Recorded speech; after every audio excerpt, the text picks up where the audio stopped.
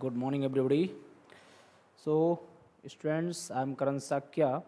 You are welcome on our channel Chemical Guru. My dear students and my friends, as you know that there is a preparation for the TGT, PGT, GIC, LT, UPPCSC, PCS, KVS, RV, RPSC, DSSB, NVS, JSSC और assistant professor. अगर आप इन सभी की preparation कर रहे हैं then this channel is really very helpful for you. फ़िलहाल अभी मैं इसमें यूपी पीजीटी केमिस्ट्री का स्पेशल तैयारी करा रहा हूँ और इन सभी में ये क्वेश्चंस पूछे जाते हैं और सभी के लिए आपके हेल्पफुल है. तो इसके अलावा आप जो भी जिसकी प्रिपरेशन कर रहे हैं उससे रिलेटेड आपको कुछ भी कंटेंट वगैरह चाहिए तो आप मुझे कमेंट कर सकते हैं. और दूसरा कि इससे पहले मैं अभी 16 लेक्चर्स अपलोड कर चुका हूं और अगर अभी तक आपने वो नहीं देखे हैं तो उनको आप देख लीजिएगा. ये this is the lecture number 17. ठीक है, तो ये हमारा लेक्चर नंबर 17 है. और अगर आपको कोई भी डाउट वगैरह आता तो हम उससे आप कांटेक्ट कर सकते हैं, चैनल में कमेंट कर सकते हैं. तो आज का मेरा टॉपिक है जिप्स फ्री एनर्जी. तो जिप्स फ्री एनर्जी एक्चुअली होती क्या है? तो हम ये कह सकते हैं कि जो मैक्सिमम अमाउंट वर्क डन, ज़्यादा से ज़्यादा कितना काम हो सकता है, मैक्सिमम अमाउंट ऑफ एनर्जी है ना, मैक्सिमम अमाउंट ऑफ एनर्जी, ज़्यादा से ज़्यादा एनर्जी. ठीक है, maximum amount of energy, statement लिख देता हूँ, maximum amount of energy available to a system.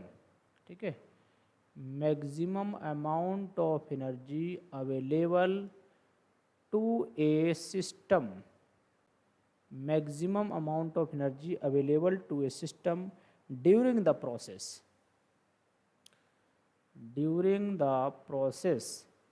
maximum amount of energy available to a system during the process that can be converted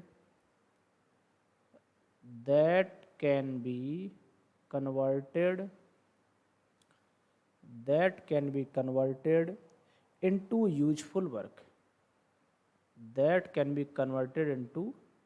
useful work, तो ये है definition किसकी, आपकी zips free energy. तो zips free energy वो maximum amount of energy है जो energy useful work में कन्वर्ट हो सके, उसी को हम लोग जिप्स फ्री एनर्जी बोलते हैं. और ध्यान रखना कि जिप्स फ्री एनर्जी जो है ये एक स्टेट फंक्शन है. क्या है? It is a state function. ये बात आप ध्यान रखना, it is a state function. अब आप कहेंगे कि सर स्टेट फंक्शन क्या होता है, तो आप जानेंगे कि स्टेट फंक्शन का मतलब ये होता है कि ऐसा function, a function which depends on the initial and final state of the system and not means how the reaction take place.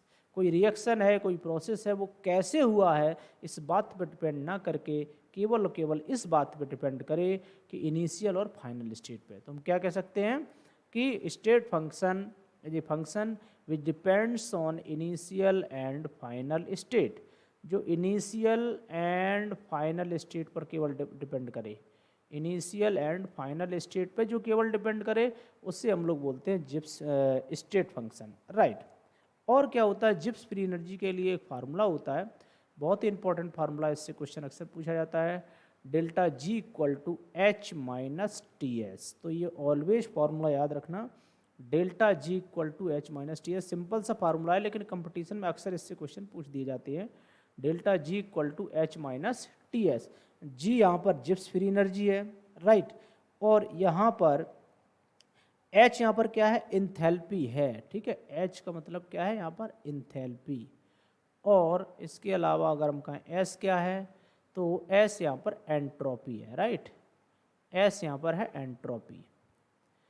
और अगर हम यहाँ पर इसको थोड़ा डिफ्रेंशिएटेड फॉर्म में लिखें तो यहाँ से ये बन जाएगा हमारा डेल्टा जी ना, डिफ्रेंशिएट कर दिया, delta ji equal to delta H minus, यहाँ डेल्टा लगा दो और हम कर दो टी और एस.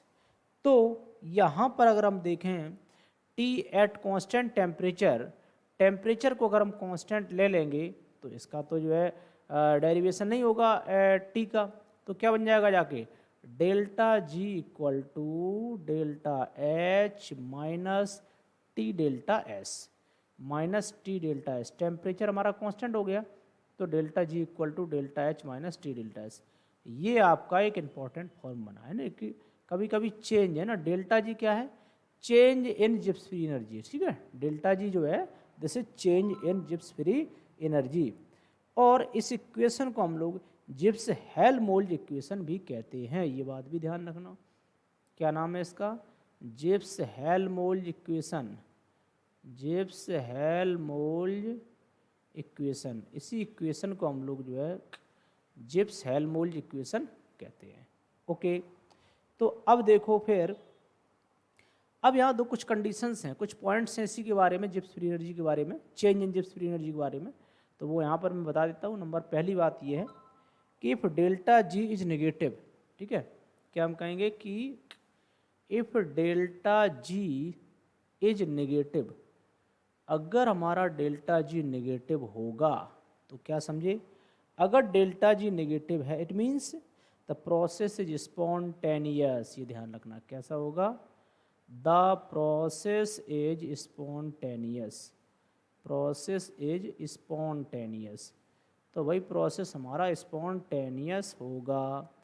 और एक दूसरा पॉइंट भी याद रखना, if delta ji equal to zero आ जाए, ठीक है, change in Gibbs free energy zero आ जाए, तो जीरो का मतलब क्या है, process is in equilibrium, the process is in equilibrium, the process is in equilibrium, process हमारा कैसा है, इक्विलिब्रियम में है, the process is in equilibrium.